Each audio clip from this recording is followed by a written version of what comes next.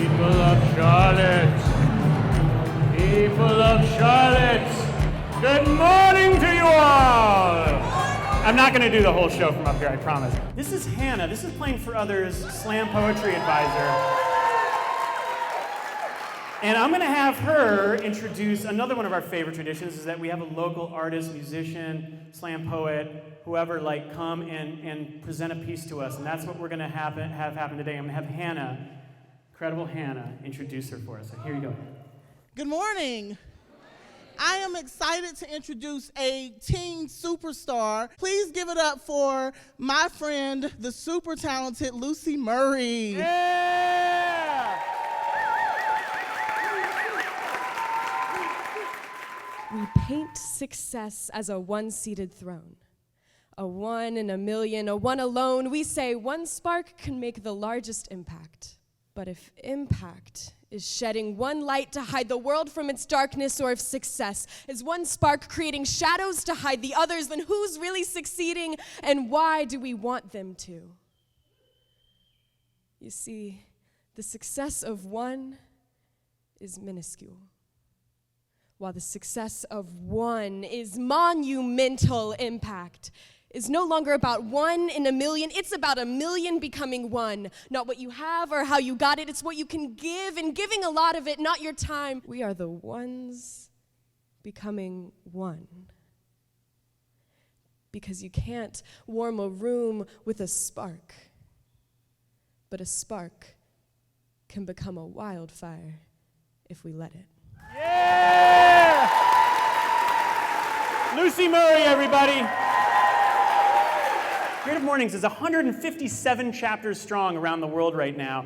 And we were just in Austin a week ago. And these are hosts and organizers from around the world who have traveled far and wide on their own dime to learn how to do these free events better. And one of the really special people that we met while we were there was the new host of the Hong Kong chapter. His name is George. So we're going to film a quick greeting to Hong Kong this morning. Okay, here we go. 1, 2, 3. Hey, Hong Kong! Good luck, George! That's perfect. Do we know what time it is? Yeah! It's time to win! Hey, hey, hey, hey, hey! We rehearsed this! We rehearsed this! We rehearsed this! Yeah. So we're playing with the theme of fantasy, right? So whose fantasy team is this? Humpty Trumpty sat on a wall. And the password is Nasty Woman 2016. Whose fantasy team is that? That's Hillary Clinton. Of course, it's Hillary Clinton, of course. Curry on my wayward sons. Password OG Hornet 1988. This could be a trick one. Steph Curry's dad? Oh! I saw what you did there. That was pretty good. We'll take it. Del Curry, yeah. Yes. So, we're moving on to the main event now. Here we go.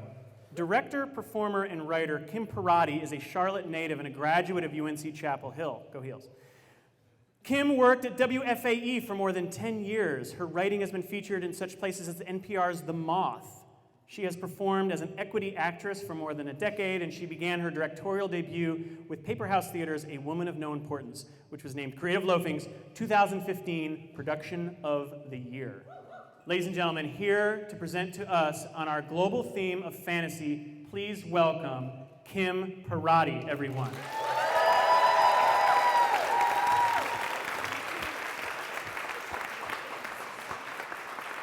Hi, I'm Kim Parate, and I live in a fantasy world. A world filled with magic and adventure, where heroes come face to face with adversity. Reluctant at first to accept the challenge, they always find a way to overcome. Fantasy is how I make sense of my life. When I was young, one of my favorite stories was Homer's epic tale, The Odyssey. It was the story of a great king, Odysseus, who was forced to fight in a war that lasted 10 years. And when the conflict was over and Odysseus' comrades returned home, he was set adrift to wander the world for another 10 years before finally making it back to Ithaca. Odysseus could have lost all hope. He could have given up. But he was no ordinary man. There is another tale, not as well known as the one of Odysseus. This tale is of Oparatis. Operatus was born to Exhale, the silver-tongued satyr, and a beautiful wood nymph, Gold. Gold was so exquisite. She was envied by everyone, including Aphrodite. The young nymph lived in the shadows, careful not to appear too proud or arrogant and incur the wrath of the goddess. But Zeus, who also recognized Gold's allure, would not let Aphrodite touch a hair on the beautiful wood nymph's head. When Operatus was born, Exhale and Gold were surprised. They had both received the prophecy that their child would become a great warrior. Athena herself had assured them of this. So when Operatus was born, they were surprised to learn their child was a girl. Over the years, Operatis became quite spirited. She was a bright and lively child who spent hours daydreaming of adventures and other worlds. She was determined to explore as soon as she was old enough. This made her parents quite nervous. Opa was born into the world of the Dryads. They were mystical creatures, often hunted, captured, and slaughtered for their essence. It was thought to provide long life, strength, and vitality to anyone who consumed it. The elders taught their youth to be cautious and suspicious of outsiders. They shared stories of ancestors who left home and never returned, or of others who had returned with horrible stories of how they'd escaped near death. These stories made Opa angry, but still, she could not understand why the elders were so afraid. It was the festival of Dionysus, and many a vine had been sacrificed to pay homage to the god. Exhale, who was known for his silver tongue and fits of passion, was entertaining a band of satyrs with talk of politics. We need a government that cares for its people. The poor are forced to sleep on the streets with nothing but the beauty of the stars to give them comfort, while the rich sleep in castles made of marble and stone, and sleeping on beds dripping with silks and satins. They dress in the finest velvet robes while we wear burlap sacks. It is our coin that has made them rich. They have a responsibility to give back. Tisiphone, the land's most powerful and wealthy satyr, spoke up. Feed the world if you want, Exhale, but you'll not touch a single vine that belongs to me. Everyone knows I have the best vineyards in all the land. I'd hate to be the sorry soul who lays a finger on my vines. Exhale, spurred on by the crowd and their love of his wordplay, extolled, "We've all tasted your wine, Tisiphone.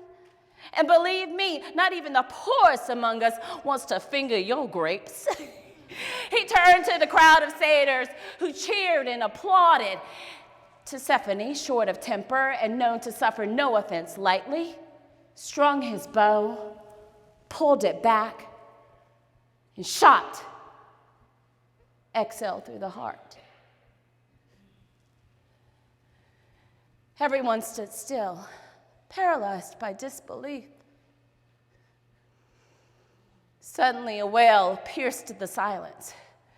It was Exhale's wife, Gold.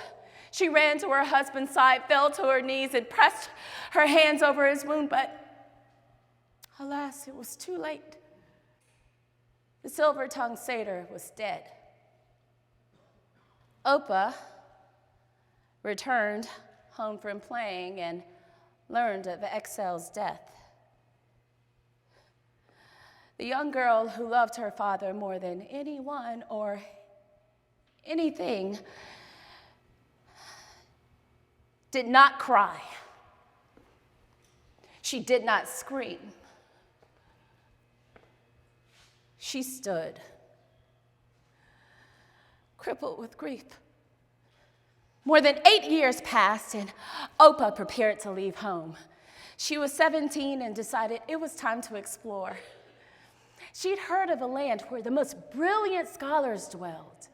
It was rumored Athena loved this land so much, she blessed it with the most beautiful blue skies. In this land, Opa learned of history and politics and the arts. She made lots of new friends from all over the world and was blossoming into an independent young woman. She was making plans for the future when she received news of her mother. After Excel's murder, she grew cold and melancholy. Her sadness began to wear away at her beauty, and Zeus no longer paid attention. Aphrodite began to plot the beautiful wood nymph's demise. One day, as Gold set off for the river to do laundry, Aphrodite disguised herself as Excel and waited for the wood nymph. When Gold saw Excel, she fell to her knees and kissed his feet. She could not believe her eyes. He looked the same as he did the first day they met. "Dry your eyes, my love," he said. "We can be together again.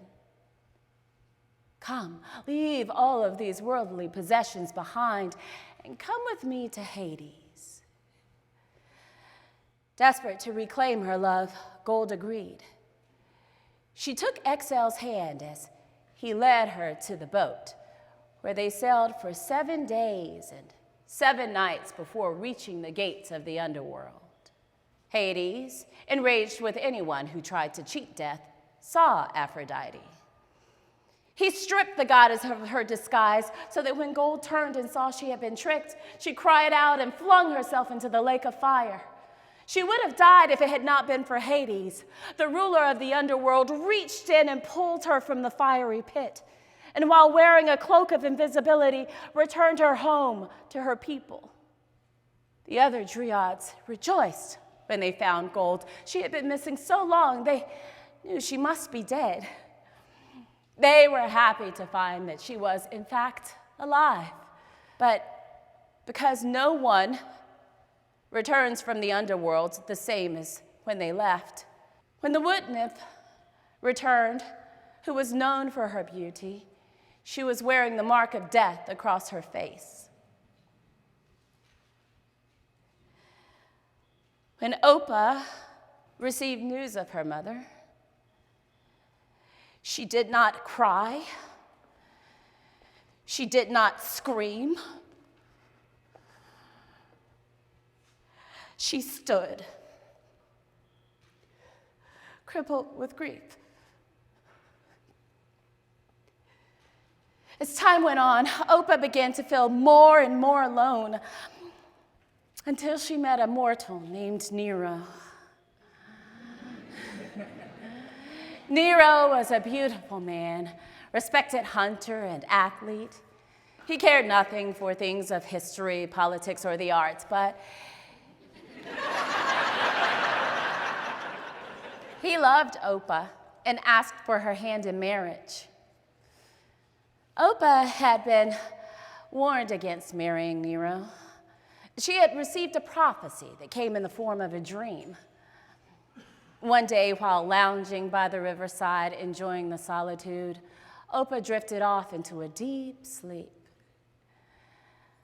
As she opened her eyes, she saw the most beautiful creature she'd ever seen. It was a white tiger sitting on the edge of the cliff, surveying the land. Sensing it was being watched, it turned towards Opa with eyes that glimmered with kindness and majesty. Opa was not afraid. She knew this creature. He felt strangely familiar. Just then, a breeze blew and carried with it a message. "Do not marry young Nero, Oparatis. He belongs to someone else, and your destiny lies beyond this world. If you disobey, the gods will repay your defiance with 10 years of suffering. Remember, Operatus, that which you compromise to keep, you will always lose." Just then, A screech of a bird woke Opa from her dream. She looked back to the cliff where she'd seen the tiger, but it was not there. Disobeying the god's warning, she married Nero. During this time, Opa worked as a merchant, trading some of the best gems in all the land. She met people from all over the world, and being much like her father, who had many different interests, never met a stranger with whom she couldn't relate. This did not go unnoticed by the land's top dealer, Megira. Oparatis, Oparatis, Oparatis. Who does this dryad think she is? Someone should teach this sorceress a lesson. He began to go throughout town saying, Oparatis is a dryad. She is not like us. She does not understand the ways of our world. We are alike, you and me. Come, let us share wine and talk trade. I have the best gems in all the land. Meanwhile, too busy wallowing in misery to notice what was happening, Operatus had been married to Nero nearly 10 years. Her husband showed little care and spent his days and nights hunting and wrestling. Opa spent much of her time alone, fantasizing about another world. One day, she sat praying for Athena to release her from her marriage to Nero. And once again, the goddess did not answer. Opa was consumed with grief and despair. She'd lost her father, she'd lost her mother, and now it seemed as if she'd lost herself. Overcome with misery, she leapt to her feet, turned and ran. She ran and ran until she could no longer catch her breath. She fell to her knees, doubled over from pain. She cried out. For the first time, she let go of her suffering and cried out. Gripping the dirt, she prayed for Hades to release her, to come and take her. This misery had become too great a burden for her to bear. When she opened her eyes, she saw her reflection in the river and a creature that hovered above. Quickly, she turned to see Hermes smiling down at her. Dear Operatis, do not cry, for you are not alone. Your pain is great, your worries many, but your spirit, it is strong. Everything in your life has led you to this point. Before sunset, you will be free, your life to do with as you see fit. Still in shock, Opa laughed and screamed and cried out. A cacophony of emotions erupted from her body. Breathless, she fell back, looked up, and there it was, the white tiger. It looked at her with a glimmer in its eye, reared up, shifted, and stretched until a man with golden hair, tall and majestic, stood in its place. He smiled at Opa before bounding over the hillside and tiptoeing past the cliffs. He exclaimed, fly, reach, dive, explore. Just then, Opa heard the horn blow. She raced back to the marketplace where she saw Spiros, the head of the Bavarian family, addressing the crowd. Good day, my fellow tradesmen. Merchants have come to town in search of a rare gem. They are willing to give treasures untold to anyone who delivers it. Return before sunset with your offering. Opa eyed Bagheera, who was boasting. I am Bagheera, the best tradesman in all the land. There is no one who can defeat me. This will be my finest victory yet. Knowing just what she should do, Opa waited and prepared in anticipation of the merchant's arrival. Hours passed and people began to file into the marketplace. Spiros called for order, and suddenly a squad of savvy soothsayers swaggered into the square. Opa had heard of them. Everyone had heard of them. They were known for their scrutinizing eye and passion for finding the rarest gem. The horn blew and proceedings began. Hours passed and the merchants remained unimpressed. Finally, Bagheera stepped forward. The gem I offer is this: reality. There is nothing stronger than reality. It is the state of things as they actually are. Reality is truth, and truth can never be changed. Reality creates order, and people need order to understand their place in this world. He who holds this gem controls reality and rules the world. Bagheera finished, and the crowd erupted with applause. They began to chant, Bagheera, Bagheera, Bagheera. Spiros called for order, but still the hordes of people continued shouting, Bagheera, Bagheera, Bagheera. Operatus stepped forward. The gem I offer is this: fantasy. There is nothing more powerful than fantasy. Fantasy inspires us to reach higher, dive deeper, explore further. It moves us beyond things as they actually are and gives us permission to dream of things as they could be. Fantasy helps us evolve to a better and more special place. She who holds this gem is strong. There are no chains that can bind her and no force that can stop her. She is limitless. Just then, a roar came from the back of the courtyard.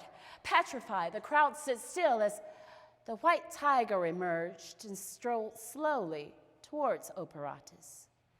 There they stood, face to face, in the middle of the square.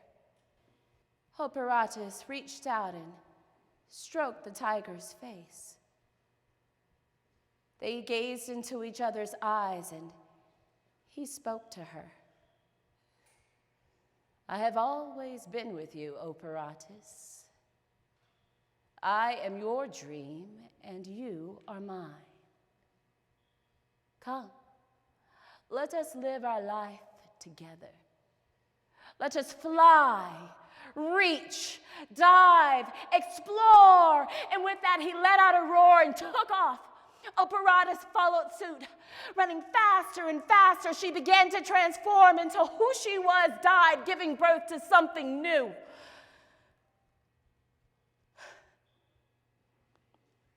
Many stories have been passed down about Operatis and her white tiger. Some have said that they've seen the pair sitting top of the highest cliffs, gazing out over the land.